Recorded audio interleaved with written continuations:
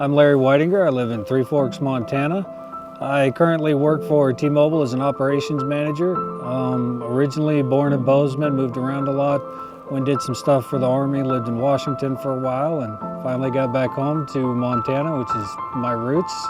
It's what I love. It's waited a long time for this to happen. Finally got a good job that brings me back home.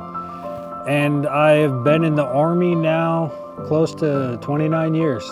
I've been deployed to the Middle East 3 times. I've been in 7 different countries, including Iraq. And I'm currently a command sergeant major in a military intelligence battalion. So I first got involved with Quiet Waters because my sister Lynn and my buddy Smoke, who I've been deployed with, been in the Guard with for a lot of times, came over to Bozeman when we were all living elsewhere for the Military Appreciation Montana State football game one year. And as we came into it, we saw this drift boat set up that had some pamphlets and it said something about warriors and quiet waters, and stopped by there, and we just started asking them questions. I was like, man, this is a pretty neat deal. Like I said, my sister Lynn and I are the ones that saw this thing together, and I drew her name for Christmas gift that year.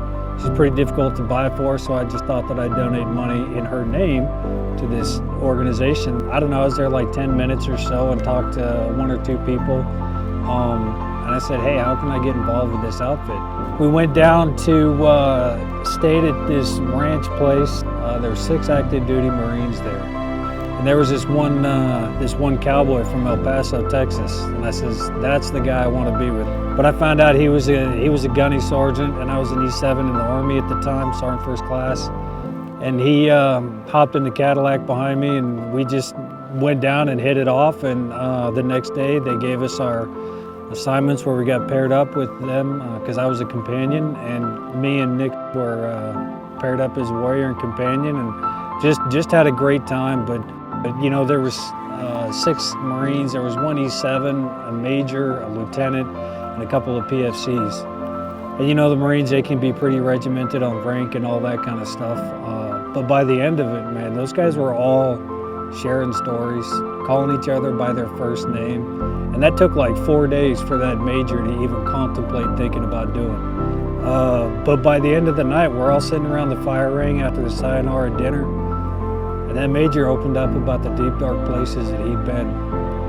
My sister likes to say that, she's like, Larry, you just come off of there with the biggest high in the world. And you just seemed alive. It's just something that I knew that I needed to do for as much as I can for the rest of my life. So that was my first experience. I've been doing it, 6 years now. I was a companion like 3 years. You know, another personal experience I have is I was a first sergeant in this military intelligence company. And as most first sergeants get, they always have to go pick up a guy in jail. And so I called Saul one day and I said, hey, Saul, what can we do for this guy? He's in a bad spot. He said, well, let's do something, man. He's like, we'll do what we can, but this guy has to want to be here. This guy's a ground-pounding infantryman, right, who just happened to be really good with languages, and so he joined the MI. And the second night we were down there, they were doing fly tying.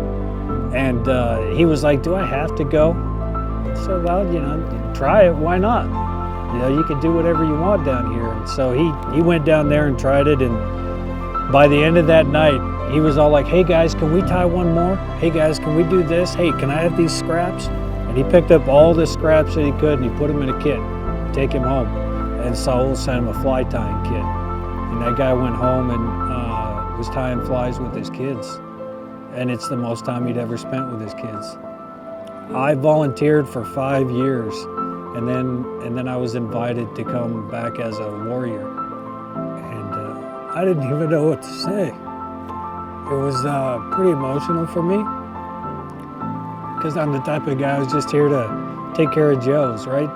And you know, I'm like your typical crusty old senior non-com. I don't like people trying to take care of me, but I let it happen, and man, that week flew by. But the last 3 years I've served as a team leader, and I really enjoyed that. You kind of get to control all of the chaos.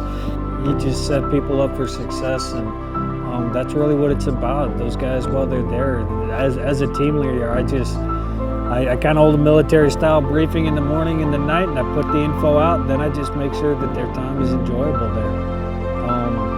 And it's just absolutely fabulous, and I'll do anything and everything as long as I possibly can to help support these guys, because it not only does good things for them, my own soldiers, veterans, but I get a lot out of it myself.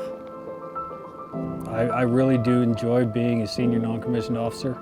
You know, people ask me all the time, Larry, when are you going to retire, man? In June will be 29 years. When are you going to retire? And I do it because I still enjoy taking care of troops.